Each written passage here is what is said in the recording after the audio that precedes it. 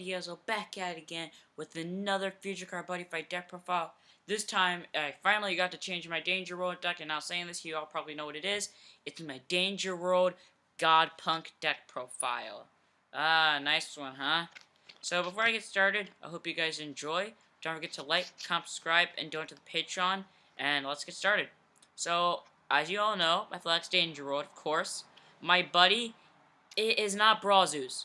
Before anyone rages out at me, I don't have Brazus, but there's a good explanation why. The store I bought this from was out of stock, and they didn't have Brazus at all at any copies. I would have bought any number of copies if they actually had some, but they didn't. So no one kill me for this, or call me out on this, okay? So my buddy, instead, is Crazed War Officer Gatasaurus. He's the closest thing I could get to someone who looks like Brazus. 6k power, 2 crit, 1k defense, size 1. When this card attacks and destroys your opponent's monsters or deals damage to them, you gain a life.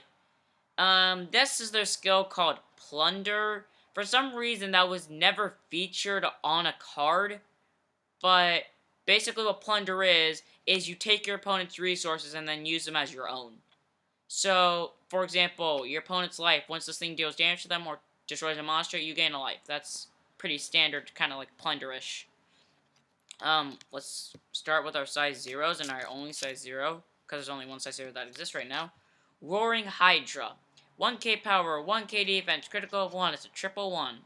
When this card attacks and destroys an opponent's monster or deals damage to your opponent drops 1 gauge. Or basically they lose a gauge. Or, if they did not drop a gauge, they drop a hand card instead.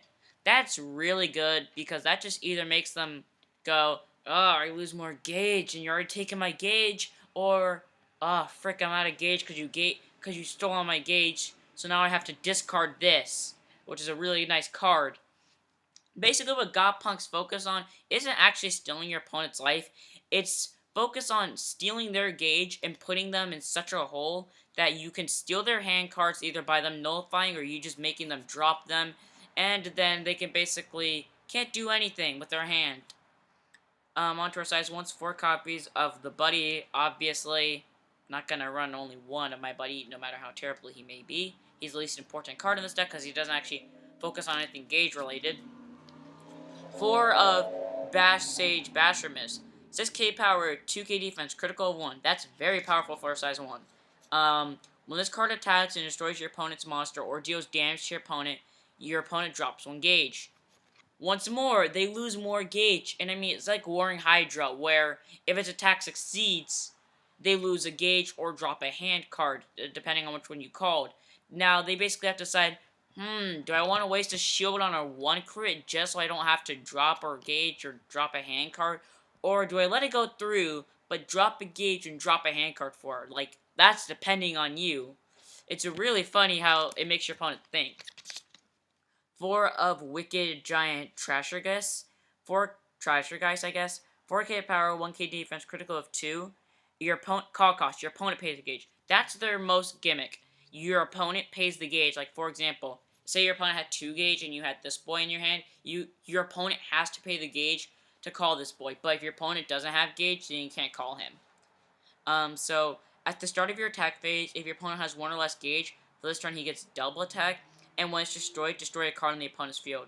So, there's a spell in the deck where you destroy your own Godpunk and pay a gauge. You destroy up to 2 monsters or get rid of all the souls of a card on your opponent's field. And then if you destroyed any card, you draw 1. So, basically, what you do is you have this boy in the center, and then you cast that spell when they attack him. So then you blow up the 2 monsters, draw 1, and then skill of him, you blow up their item or set spell, depending if they have either one, which is basically saying, screw your opponent, they can't win. Now, 4 of my favorite card in this deck that's ever existed. Crazed Girl Deity Gothairus. 6k power, 2k defense, critical of 2. Jesus, these cards are so powerful for size 1s. I just realized that all our size 1s, except for the last one I went over, all have 6k power for some reason, and the same amount of defense, which is 2k. I feel like they made this deck too broken already. So, it has the same call cost as the last one. Your opponent pays 1 gauge. Your opponent cannot call monsters from the drop zone. Now, I don't know what deck focuses on that, but whatever deck that does that, screw you, I guess.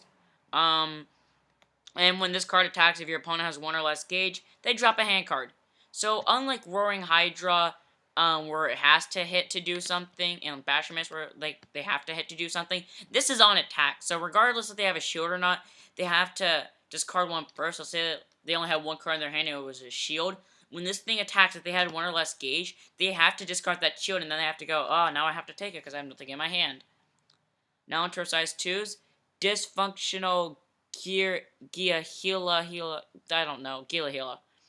5k power, 3k defense, critical of 2. Act, choose up to 2 Godpunks from your drop zone with different size other than this card, and you may pay a gauge and rest this card. If you do, add the chosen card to your hand. Now, in other decks, you could just go Loop Brawl Zeus and Gothyrus back into your hand. This, you can go Roaring Hydra and Gothyrus back into your hand, or Shearsless and Gothyrus, or other bullshit. Speaking of Shearsless, let's get on to him. 4 copies of Bone Splitter, Shearsless.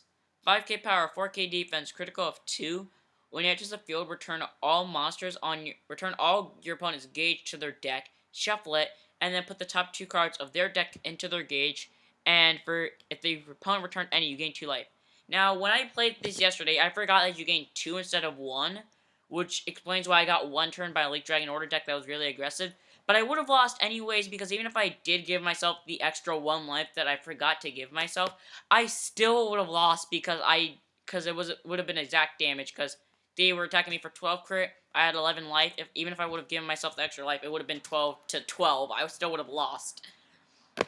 My only problem with this, though, is that you only gain life if your opponent returned any gauge, and say you were only doing this just so you can get out the call cost of your other cards that cost your opponent's gauge, and they didn't have any gauge, you're potentially giving your opponent more gauge than they already had, and you're not gaining life for it if they didn't have any gauge to begin with. So basically, it's based on the factor, is it worth it either just to get out an extra attack or just to get out more monsters? Now to our spells. 1 of Invigorating Breath. I shouldn't even be running this. I wish I had one more copy of the card I'll show next. You may only cast a card if you have an item equipped, and if you do have a monster in your center. You gain 4 life, but the amount of your life gain that you get from this card is reduced for each copy of Invigorating Breath. That sucks, but I don't care, because I only run 1, so I'm guaranteed to get 4 life. 1 copy of my Revival. Return to Hades. You may only cast a card if your life becomes 0. Pay 3 gauge. For this turn, the next time that your life becomes 0, your life becomes 1 instead. You can only cast this card once per game. Basically, it's one of those once per game nullifiers like Jackknife Linker and everything, but the most costly out of them because it costs 3 gauge, and Jackknife Linker only costs you getting rid of a soul and I think 1 gauge. I think the 1 gauge. I know you get rid of a soul.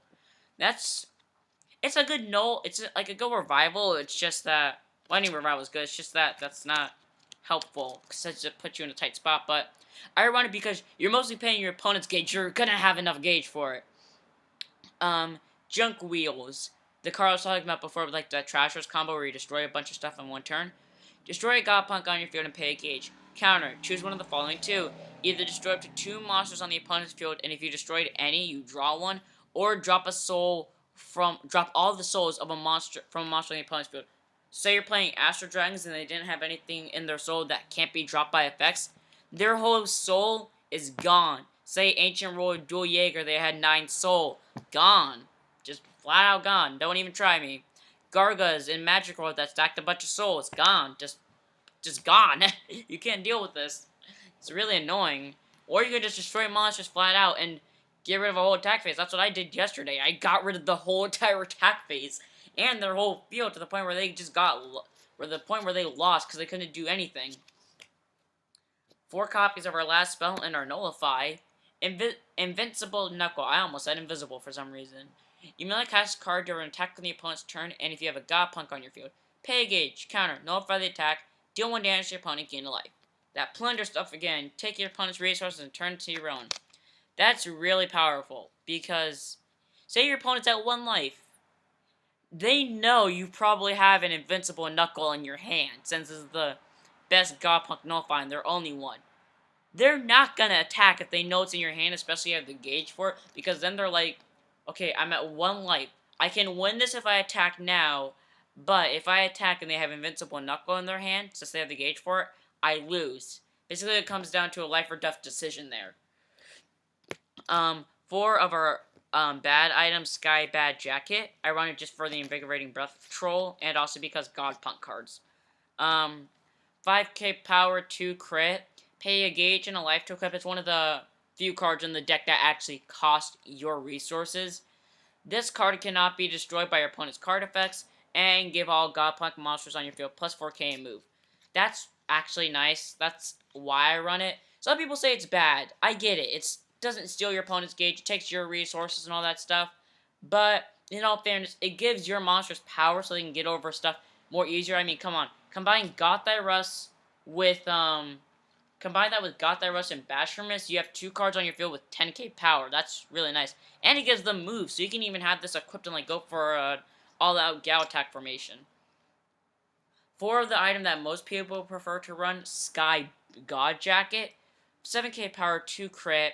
Put a Godpunk from your drop zone into its soul, and your opponent pays a gauge. So you take your opponent's gauge, and then you pick any Godpunk. It can be your impact, it can be your other item, it can be a monster, it can be a spell. This card has Penetrate and Soul Guard. That's pretty much it.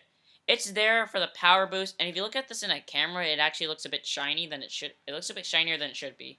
Basically, it's just there for power and nothing else. Finally, our impact. 4 copies of Top Fist Punishment Cavernous Burst Fist. That's a really long-ass name for a decent impact. Actually, it's a pretty good impact. I really wish they would have made this guy Banjo Onagazuki a main character in the show just so they could show this off. I don't even care if he's a main character. Just show this off someone. I will actually be happy if they do. Even if it's just once. You may only cast a card if your opponent has 5 life or less and you have a Godpunk on your field. Pay a gauge, deal 2 damage. If your opponent has no gauge, deal 5 damage instead. So, this card can be nullified, the damage can be reduced, but basically you're paying 1 gauge to deal 5 damage. Of course there has to be some bullshit restriction, especially since the only other impact cost. So this is the standard 5 life or less with Ace impacts this series, and along with a Godpunk on your field.